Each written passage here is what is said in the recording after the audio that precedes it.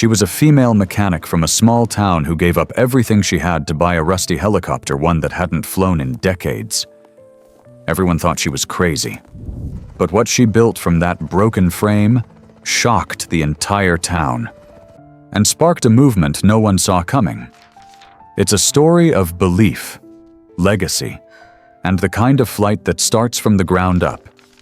Subscribe to the channel and tell us in the comments where you're watching from. Let's get started. Sylvie stood at the edge of the gravel lot behind her grandfather's barn, arms crossed, watching the flatbed truck lower the broken helicopter like it was a casket. It looked dead beyond repair. The skids were corroded, the fuselage pitted with rust, and the rotor blades sagged like tired wings. But Sylvie didn't flinch. She had traded every last dollar, sold her toolbox, her truck, even her trailer, just to bring it here. Everyone in Maple Hollow thought she'd lost her mind. A female mechanic with no shop, no savings, and now a piece of junk that hadn't touched the sky in decades. But Sylvie didn't care. She didn't see what they saw. The barn had once been her grandfather's shop, where he taught her how to fix engines before she could reach the pedals of his tractor. After he passed, it became a graveyard of tools and silence until today. She forced the doors open, and the smell of motor oil and cedar hit her like a memory. As the chopper touched down, Sylvie stepped forward, placed her hand on its flaking side, and whispered, "You and me, we've both been forgotten. Let's change that." 3 days after she wheeled the helicopter into the barn, Sylvie's hands were covered in grease, her arms sore from stripping bolts that hadn't moved since Reagan was president. She worked late into the night with nothing but an old lamp and a country radio station crackling in the corner, the kind her grandfather used to hum along with. But that night, it wasn't the static that broke the silence. It was a knock. 3 short taps on the barn door. Then quiet. Sylvie wiped her hands on her jeans, pulled her braid through the back of her cap, and opened the door just enough to peek out. Standing there was a man in his 60s, tall and lean, with sun-worn skin and eyes that weren't looking at her at all, but past her. "At the helicopter? Where'd you find that bird?" he asked, his voice like gravel softened by time. "Bought her off a rancher out by Sutter's Hill," Sylvie replied, cautious. "Why?" He stepped forward slowly, like the helicopter might vanish if he moved too fast. "Because I know that bird. My brother built her." Sylvie blinked. "Come again." The man nodded, eyes still fixed on the chopper. "Her name's Sky Moth. She was supposed to fly us out of here, me and Wyatt. He was the builder, I was just the mechanic, but life had other plans." He reached into his jacket and pulled out a weathered leather pouch. Inside was a flight log, yellowed at the edges, filled with pages of handwritten notes, diagrams, and a photo of 2 young men, grinning beside the same helicopter when it gleamed like new. "My name's Emmett," he said softly. "Wyatt passed a few years back. I gave the bird away, figured she was too broken to matter anymore, but I never stopped thinking about her." Sylvie traced a finger over the cover of the logbook. "She's not broken. Not completely." Emmett smiled faintly, then pulled a folded sheet of blue paper from his back pocket. "He never got to finish this. It's a design mod he worked on for years. A new kind of control linkage, smoother in high wind. FAA never cleared it. Too experimental. But if you're serious about rebuilding her..." Sylvie unfolded the blueprint. It was rough and brilliant, with annotations scribbled in margins and arrows pointing to changes that challenged everything she thought she knew about airframes. That night, she didn't sleep. She laid the blueprint out on her workbench like it was sacred scripture. The handwriting matched the flight log. It was Wyatt's voice, carried across decades in graphite and ink. She made coffee at dawn and sat cross-legged beneath the chopper's belly, rereading the notes for the 100th time. The tail rotor was seized, the main rotor assembly cracked, and the engine of vintage Lycoming was frozen solid. But she wasn't discouraged. In fact, her chest burned with something that had gone cold long ago purpose. That afternoon, she drove out to a machine shop 2 counties over. It was run by Henry Clark, a retired fabricator who once taught her how to weld before she was old enough to legally use a blowtorch. "You're rebuilding a helicopter?" he asked. Eyeing the sketch. "You trying to win a dare or lose a lawsuit?" "Neither," she replied. "Just trying to finish someone else's dream." Henry grunted, then turned the blueprint around, squinting at it for a long moment. "This is crazy. And kind of brilliant. So, will you help? I'll cut what you need. But if this thing goes down in flames, you don't tell anyone my name." "Deal," she smiled. Back at the barn, Sylvie chalked out lines on the fuselage, marked every stress point, and began the tear-down. Her hands blistered, her back ached, but she didn't stop. Every screw she removed felt like peeling back a layer of someone else's story. 2 days later, a skinny teenager showed up. Big eyes, nervous hands, a welding helmet too large for his head. "I heard you're building a helicopter," he said, voice cracking slightly. "I want to help. I don't know anything yet, but I'm good at learning." Sylvie hesitated, then handed him a broom. "Start by making the floor look less like a salvage yard." The boy beamed. "Yes, ma'am." His name was Theo, and from that day forward, he never missed a single shift. Word started to spread, not through flyers or Facebook posts, but through whispers. By the end of the week, Pete from the hardware store delivered crates of aviation-grade bolts. "No charge," he said. "That machine deserves the sky." The town librarian dropped off dusty books on aerodynamics and flight theory. Mrs. Keller from the diner brought sandwiches and soup every day. You can't fly on an empty stomach. She winked. Even the town priest showed up one morning. "You here to pray for us?" Sylvie joked. "No," he said, placing a hand on the tail boom. "I came to bless the bird." The barn transformed. It wasn't just a workshop anymore. It was becoming something sacred, a forge for second chances. Emmett returned often, sometimes with parts, sometimes with stories. He told Sylvie about Wyatt's heartbreak, the woman he loved who married someone else. Sky Moth was supposed to win her back, he said, voice low. But when the FAA grounded her, Wyatt grounded himself too, never built again. Sylvie listened in silence, her fingers running over the edge of the blueprint. "He didn't fail," she whispered. "He just didn't finish." On the 12th night, she uncovered something hidden beneath the pilot's seat, a small tin box wrapped in waxed cloth. Inside was a handwritten letter, a compass medallion, and a metal tag engraved with coordinates. The letter, written in Wyatt's shaky scrawl, read, "If you found this, then maybe you're brave enough to finish what I couldn't. This helicopter wasn't just about flying, it was about healing.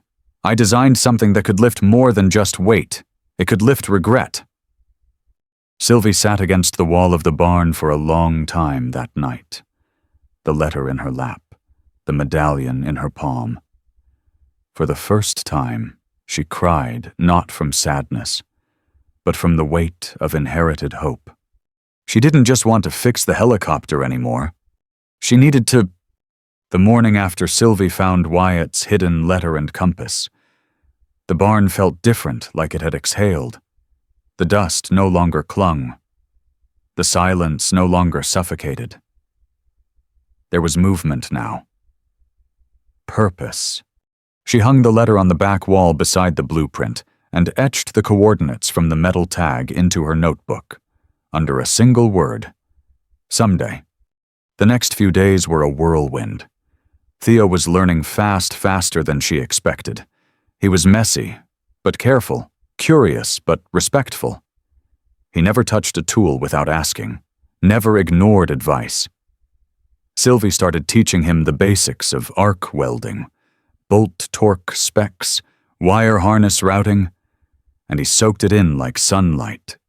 One evening, after 14 straight hours of cutting aluminum and reinforcing the tail boom, Sylvie sat back, sweat-drenched, and whispered, "We're actually doing this." Then came the call. She was in the middle of soldering a circuit when her phone buzzed. Unknown number. "Hello." A man's voice, sharp and clipped. "Is this Sylvie Brooks?" "Yes." "This is Jim Carver with the FAA." Her spine stiffened. "What's this about?" "We received a report that you're restoring an unregistered aircraft, an experimental build with undocumented modifications." "That true?" Sylvie hesitated. "It's a rebuild. The original flight logs are intact. Modifications were part of a historical design.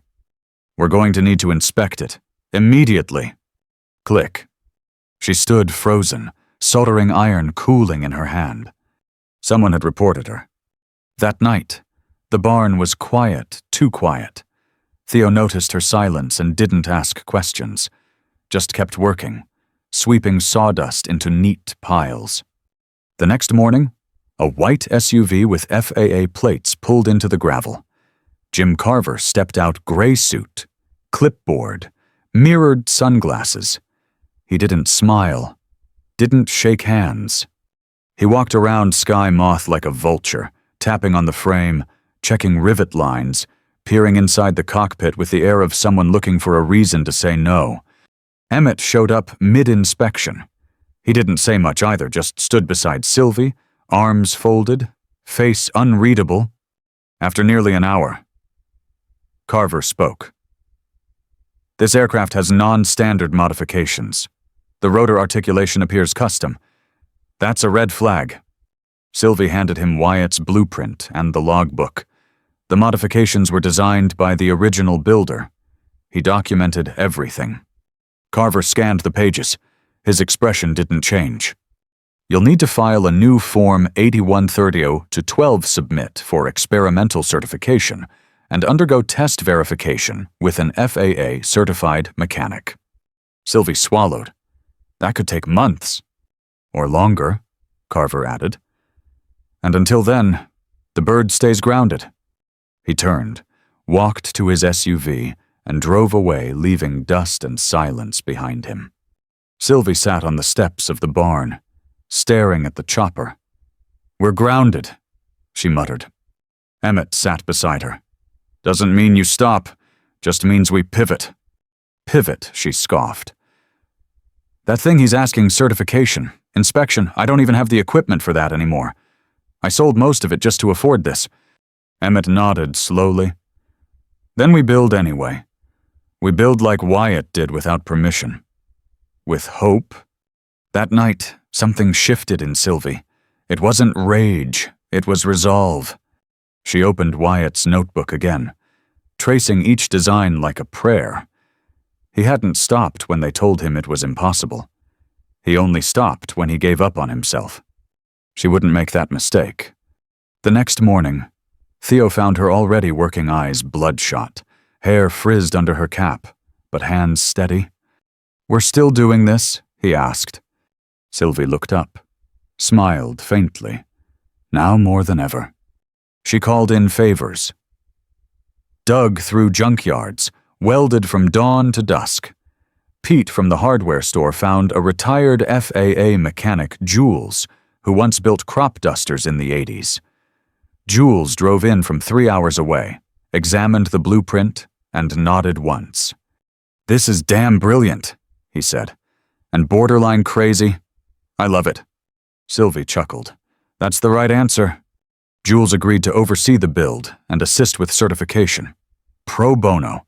"Someone once gave me a chance," he said. "Time I paid it forward." The town rallied.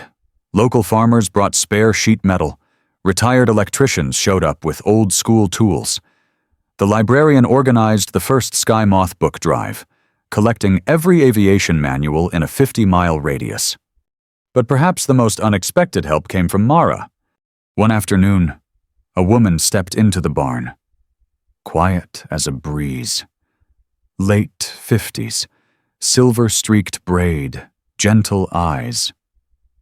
She didn't introduce herself, just walked up to Sky Moth and placed her palm on the fuselage. "I heard she still had breath left in her," she said. Sylvie froze. "You knew Wyatt?" Mara nodded. "I was the reason he built her." Silence. "I didn't know," Sylvie said softly, "about what she meant to him." "She was everything he never said," Mara whispered. "He flew over my family's land once.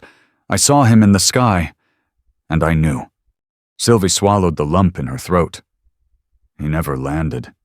"No," Mara said.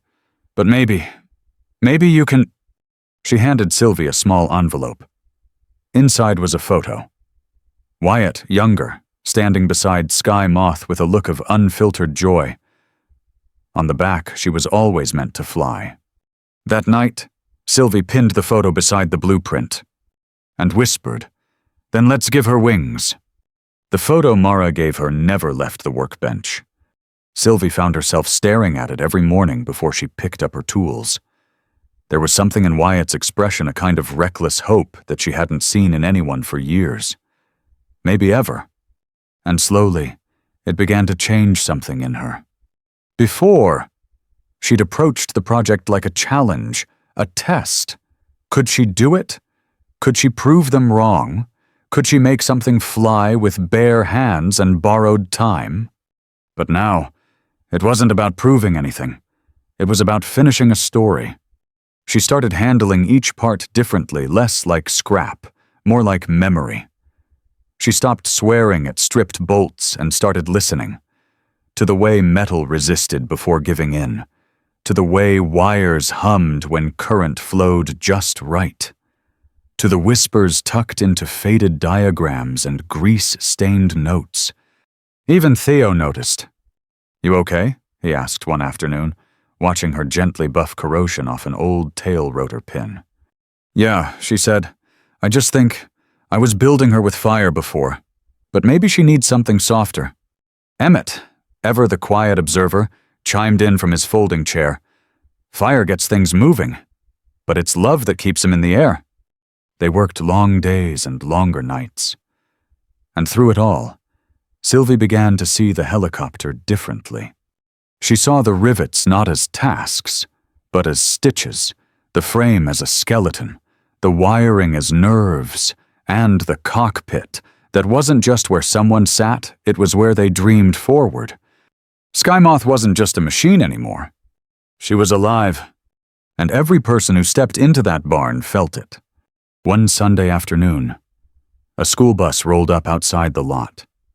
At first, Sylvie thought it had taken a wrong turn, but then the door opened and a stream of teenage girls poured out, eyes wide, notebooks in hand. Behind them was Mrs. Fenley, the high school science teacher. "They're doing a unit on aviation. I showed them your story." Sylvie blinked. "What story?" "The one the world's quietly watching." She smiled. "Whether you meant to or not, you've become someone worth learning from." Sylvie didn't know what to say. She'd never been a teacher. She barely graduated herself. But when the girls started asking questions about lift, torque, airframes, she answered.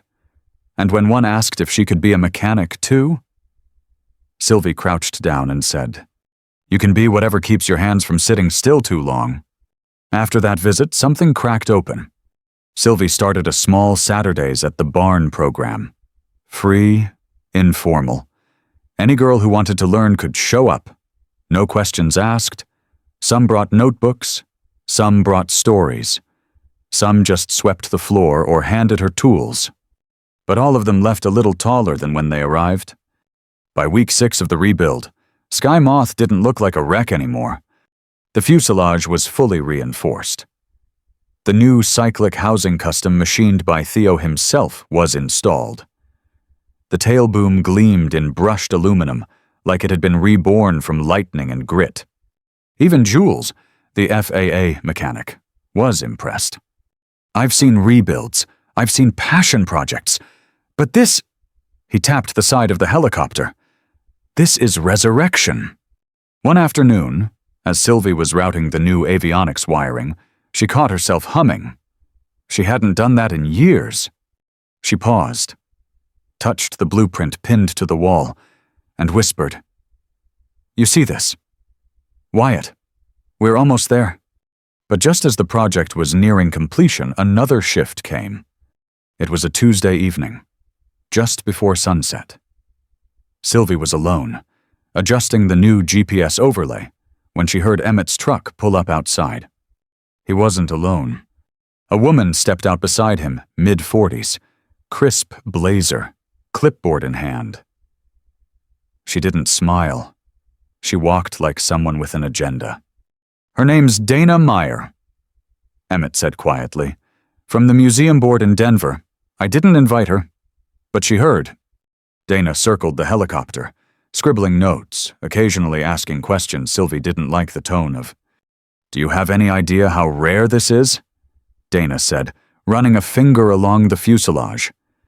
"This is a museum piece. Historic. We'd love to preserve it properly. Glass case, rotating platform, lighting, the works." Sylvie stiffened. "She's not for display." Dana raised an eyebrow. "You've put how many hours into this? Don't you want people to see it? I want them to believe in it. That's what museums are for."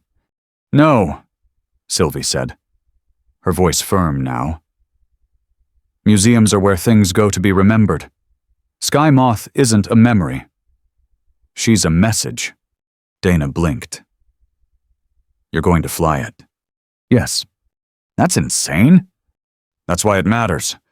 The woman left, shaking her head. But Emmett stayed behind, watching Sylvie with a strange expression. "You said that so easily." He said, "Because I finally believe it." That night, Sylvie sat alone in the pilot's seat. The barn was quiet, except for the soft buzz of the old refrigerator and the hum of nearby cicadas. Her fingers rested on the controls. She whispered into the cabin, "You were never meant to be admired behind glass. You were meant to rise." And suddenly, all the struggle, all the doubt, all the scraped knuckles and sleepless nights, they weren't burdens anymore. They were the price of flight. The next morning, she stenciled a phrase beneath the new registration number on Sky Moth's tail. Direction isn't always forward. When Theo saw it, he asked, "What does that mean?" "It means we don't just build machines," she said. "We build meaning, and sometimes the road to something new starts with finishing something old." The morning Sylvie rolled Sky Moth out of the barn, the town held its breath. The sun hadn't yet cleared the treetops, but neighbors were already gathering folding chairs, thermoses of coffee, wide eyes full of quiet disbelief. For weeks they'd driven by, watching the barn glow into the night, hearing rumors about a flying thing coming back to life. But now, they were seeing it. Sky Moth stood in the gravel lot, like something both ancient and reborn, her body repainted in deep matte navy, with a single silver stripe down the tail boom. Beneath the new registration number was Sylvie's own mark. Direction isn't always forward. Emmett was the first to approach. He ran a hand across the frame, his fingers trembling. "She looks like him," he whispered. "But she breathes like you." Sylvie gave him a tight smile, heart pounding against her ribs. "You think she'll fly?" Emmett shrugged. "You rebuilt her from memory and muscle. That's more than most people ever do." Then Jules arrived, the FAA mechanic, with the final checklist. Sylvie ran through every item: rotor tension, oil pressure, torque readings, flight controls, all passed. And when she climbed into the pilot's seat, the only thing left was to turn the key. The engine coughed once, then caught. The rotors groaned, then spun, not fast, not furious, but steady, then stronger. The crowd held its collective breath.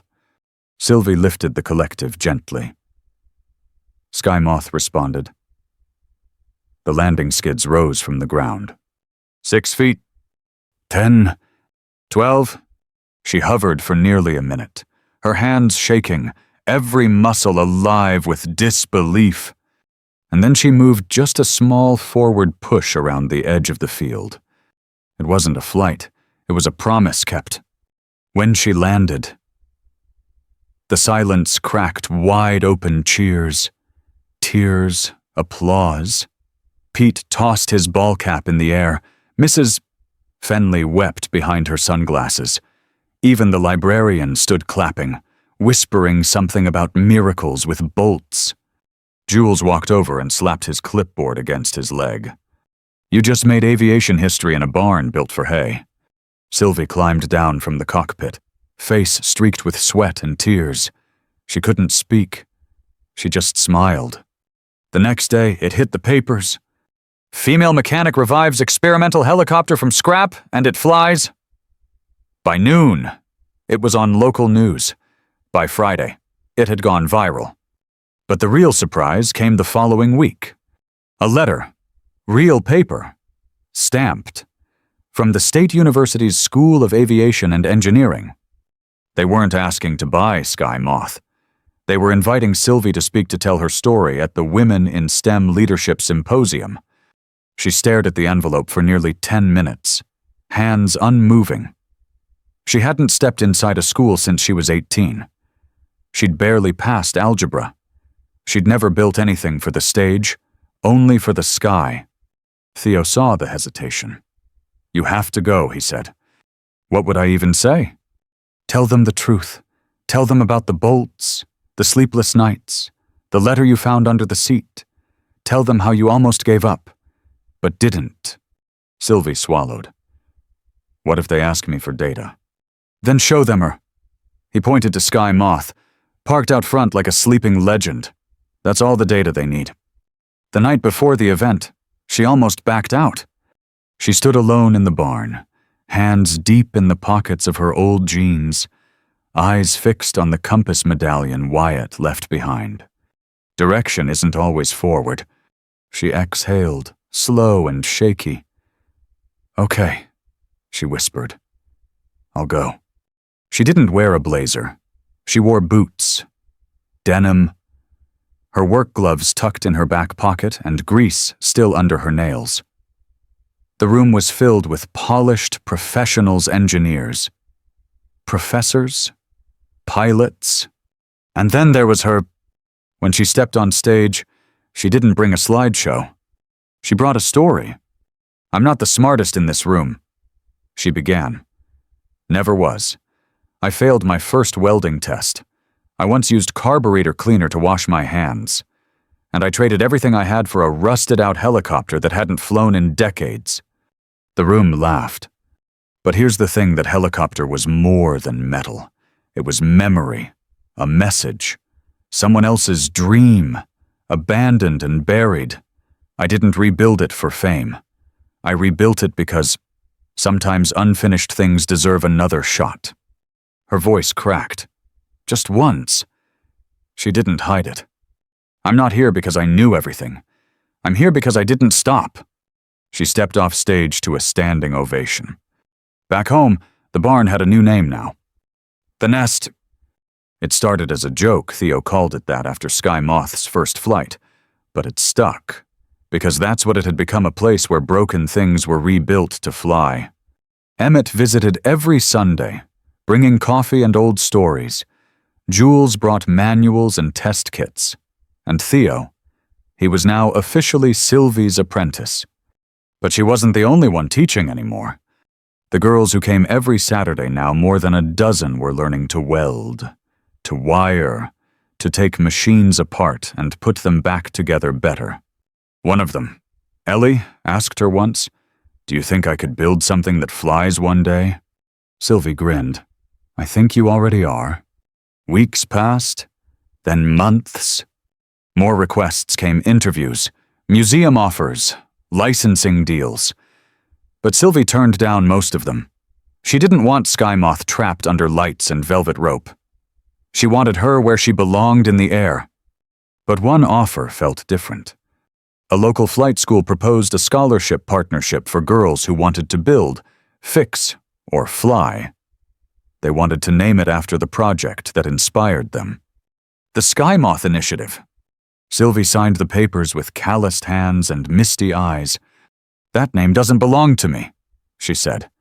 "It belongs to anyone who ever looked at scrap and saw a second chance." And on one quiet evening, months after the first test flight, Sylvie took Sky Moth up again, alone, no crowd, no press. She followed the coordinates etched into Wyatt's tag, a clearing surrounded by oaks, the place where love once waited, and where regret had landed instead. She hovered low, pulled the compass medallion from her jacket, and dropped it gently into the grass. No plaque, no speech, just a whisper, "You made it." Then she rose, and this time she didn't circle. She flew! The weather had shifted. Autumn arrived with quiet wind and amber light. The barn's old tin roof creaked more than usual, and the oak leaves scattered across the gravel lot like pieces of a story being rewritten. Sylvie stood at her workbench, staring at a worn-out photograph pinned next to Wyatt's blueprint, the same photo Mara had given her months ago. Wyatt's smile, Sky Moth's original frame, a forgotten dream. Now breathing again. But this morning felt different. The phone rang. "Hello," she answered, wiping metal dust from her fingers. The voice on the other end shook. "Is this Sylvie Brooks?" "Yes." "This is Mara." Sylvie's stomach dropped. There was silence. And then Mara spoke again, her voice barely holding together. "I just got a call from the hospital. Emmett collapsed this morning." By the time Sylvie got there, the sun had barely risen. She found Mara in the hallway, holding a coffee cup she hadn't touched, her eyes red, her hands trembling. "He was working on that old flight manual you gave him," Mara whispered. "Said he was going to help Theo prep for his pilot ground school next month. Said he wasn't done yet." Sylvie nodded, swallowing against the knot in her throat. "Can I see him?" Mara nodded. Emmett was asleep, hooked up to too many tubes, machines humming and blinking in place of breath. His face looked smaller somehow, fragile. Sylvie sat beside him and pulled the flight log from her coat. She opened it to the first page. "Remember this," she whispered, voice cracking. "You said Wyatt used to sketch trim settings in the margins because he didn't trust memory. You laughed when I said I did the same. Said maybe that's why Sky Moth ended up in my hands." She brushed her fingers over the yellowed paper. "You helped me when no one else would. You didn't just hand me a blueprint. You handed me a reason." Tears welled in her eyes. "And now I'm not ready to say goodbye." Back at the barn, everything felt too still. Theo didn't speak much that day, just worked silently, double-checking all the tension settings on the rotor. "I don't like quiet," he finally said.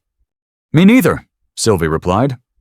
That night, she walked the barn alone, stopping at each tool, each photo, each bolt left mid-threaded by Emmett's hand the day before. He'd been teaching Theo how to install a vibration dampener. His last note was still on the whiteboard. "It's not about the flight, it's about who you bring with you." The next morning, Sylvie returned to the hospital. Emmett hadn't woken up, but Mara was waiting outside with a folded note in her hand. "He wrote this a week ago," she said, voice trembling. "Told me to give it to you, if something ever happened." Sylvie opened it with shaking hands. "Sylvie, if you're reading this, it means I've run out of sky. But don't you dare stop flying. Sky Moth may have been Wyatt's dream, but you gave her breath. That barn, it's not a shop anymore. It's a lighthouse. And kid, whether you believe it or not, you became the fire. One more thing. Don't forget the coordinates. I know you've been carrying them. So did Wyatt. But that compass was never meant to be buried. It was meant to find a way back. Take her there. Finish what he couldn't." Sylvie pressed the paper to her chest and let herself weep. For Emmett. For Wyatt. For every dream left half-built on workshop floors and in forgotten flight logs. A week later, they held a memorial at the barn. It wasn't formal. It wasn't fancy. It was better. Theo crafted a small plaque from salvaged sheet metal. On it were the words, "Built from fire, flown by heart, remembered forever." Sylvie mounted it on the side of the hangar, beneath the original Clark's garage sign. And that night, she walked out to the lot, looked up at Sky Moth sitting silent under the stars, and whispered, "One last flight." 2 days later, she filed a new flight plan to the coordinates etched on the metal tag Wyatt had hidden all those years ago. Theo helped with pre-flight. Jules signed off the checklist, and Mara stood by the hangar, her hands in her coat, watching with eyes full of history. Sylvie climbed in. The engine started with ease this time, like Sky Moth was waiting. As she lifted off and banked east, the town below her grew smaller, but the emotion inside her swelled. Every vibration of the rotor felt like a heartbeat. Every mile like stitching time together again. She flew across hills, rivers, and open fields until she saw it. The clearing. The one Wyatt couldn't land in. She circled low. Grass bent beneath her shadow. Oaks stood tall around the perimeter. And in the center, the same kind of peace she'd felt in the barn that first night. She landed, stepped out, and pulled something from her coat pocket, Emmett's letter, folded beside Wyatt's compass. She placed them both in the grass, beside the spot where love had once waited, and whispered, "Now you've both come home?" Back in Maple Hollow, things didn't go back to normal. They got better. The nest became more than a workshop. It became a program. Sylvie opened enrollment for weekend classes in fabrication, mechanical systems, and aviation theory. Within a month, she had 18 girls enrolled and a waiting list. Theo taught welding now. Mara brought in grant funding from a local foundation. And Sylvie, she no longer called herself just a mechanic. She was now a translator of blueprints, keeper of legacies, and builder of skybound dreams. And every Sunday, no matter the weather, Sky Moth sat at the edge of the field, ready just in case someone needed to be reminded that even forgotten things can fly again. The nest hummed with life. A year had passed since Sky Moth's first flight, but the energy inside that old barn hadn't faded, it had only deepened. The tools still hung on the same wall. The coffee still tasted burnt, and the roof still leaked near the west corner. But something had changed. Sylvie had changed. Not in appearance, she still wore her boots until the soles split and tied her braid with whatever wire was nearby, but in presence. There was a light in her that didn't flicker anymore. She had become someone others looked to, not because she sought it, but because she'd earned it. And yet, some nights, after everyone left, she still sat alone in the cockpit of Sky Moth, hands resting on the controls, eyes closed. Not flying, just remembering. One such night, the barn was quiet, except for the ticking of a cooling engine and the occasional whisper of wind through the rafters. The workbench was cluttered with new project sketches. A pair of safety goggles lay forgotten beside a welding glove. Theo had just left, promising to return at dawn to help a new student cut her first panel. Sylvie sat in the pilot's seat, fingers tracing the familiar grooves of the collective. On the panel in front of her, etched in small, careful script by Theo's hand, were the words, "Built from fire, flown by heart." She smiled, then looked up to see a girl, maybe 12, standing in the barn doorway. "Hey there," Sylvie said gently. The girl stepped inside, eyes wide, backpack hanging from one shoulder. "Are you the lady who made the helicopter fly?" Sylvie chuckled. That's what they say. My brother says it was impossible. That girls don't do that kind of thing. Sylvie leaned forward. You want to know a secret? The girl nodded. I didn't do it because someone told me I could. I did it because someone once told me I couldn't. And I got tired of waiting for permission. The girl's eyes lit up. Can I see inside? Sylvie smiled and opened the side hatch. Climb in. Let's get your hands dreaming. The Sky Moth Initiative exploded. What began as weekend workshops became a full-fledged mentorship program. Girls from 3 counties came, then 5, then 12. Veterans joined to teach. Retired mechanics came out of hiding with dusty manuals and eager hands. Even local businesses offered grants, tools, parts. And slowly, the nest became a kind of heartbeat, quiet, steady, undeniable. One spring morning, Sylvie stood outside the hangar, coffee in one hand, clipboard in the other. Mara walked up beside her, watching the girls at work. Sparks flying behind welding curtains. You ever think this would happen? Mara asked. Not once. Sylvie replied. But maybe Sky Moth was never just for Wyatt, or Emmett, or me. Maybe she was waiting for all of them. Mara nodded. You didn't just fix a machine. You repaired something much bigger. Sylvie sipped her coffee. Yeah. A lot of us. Later that month, Sylvie received a letter not from a newspaper, or an awards committee, or a sponsor, but from a girl named Janie, age 14. The envelope was wrinkled, the handwriting uneven. Inside was a drawing of Sky Moth. Beneath it, a single sentence. Because of you, I think I can build something too. Sylvie folded the letter carefully and placed it beside Emmett's final note and Wyatt's original compass. 3 voices, 3 pieces of a broken timeline, now whole. And that night, she took Sky Moth into the air one more time. No destination. No crowd. Just her and the sky. She flew low over fields that had turned green again, over the river that mirrored the morning sun, over a world that had once told her to stay grounded. And then she rose, higher than she ever had, past the tree lines, past the fog, into clean air. The controls trembled under her fingers. But she didn't flinch. She smiled through tears that came not from grief, but from something harder to define. Belonging.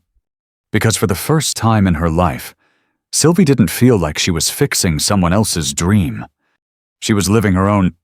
She returned just as twilight painted the barn in gold and shadow. Theo met her by the doors, holding a new shipment of parts.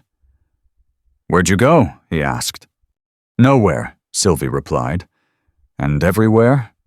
He looked confused. You'll get it someday, she said, patting his shoulder. That night, the lights stayed on a little later. Girls laughed over greasy pizza boxes and bent metal sheets. Theo told the new students about Sky Moth's first flight like it was legend. And Sylvie, she stood at the back of the barn, watching the light ripple across aluminum wings and hopeful faces. She realized something then. Sky Moth was never meant to be remembered in a museum. She was meant to be reborn in every girl who looked at something broken and believed they could fix it. And now, that legacy had wings of its own. Some stories begin in the sky. Others begin on the ground, in grease and grief and rust.